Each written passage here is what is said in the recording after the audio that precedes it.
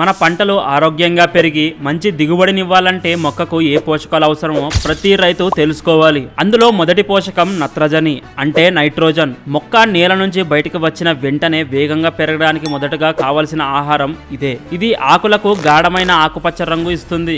మొక్క పెరుగుదల వేగాన్ని పెంచుతుంది. మొక్కలో నైట్రోజన్ లోపాన్ని కనిపెట్టడం చాలా ఈజీ. మొక్క ఎత్తు పెరగకుండా ముందుకేస్తుంది. అలాగే కింద వైపు ఉండే పాతాకులు ముందుగా పసుపు రంగులోకి మారిపోతాయి. ఈ సమస్య రాకుండా ఉండాలంటే పొలం దుక్కులు దున్నేటప్పుడే మంచి పశువుల ఎరువు లేదా సేంద్రియ ఎరువులను నేలలో వేసి కలపండి.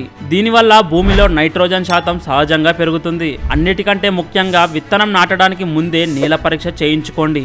దీనివల్ల మీ పొలానికి అసలు ఎంత నైట్రోజన్ అవసరమో ఖచ్చితంగా తెలుస్తుంది. ఎందుకంటే నైట్రోజన్ ఎక్కువైతే మొక్కకి కేవలం ఆకులే మిగులుతాయి, పూలు కాయలు తగ్గిపోతాయి. అందుకే సరైన మోతాదును ఇప్పుడే ప్లాన్ చేసుకోండి. సరే, మొక్క పైన పచ్చగా పెరగడానికి పునాది చూసాం. మరి వేర్లు భూమి లోపలికి బలంగా దూసుకుపోవాలంటే దుక్కులో ఏం చేయాలో తెలుసా? పార్ట్ 2 వీడియో అస్సలు మిస్ అవ్వకండి.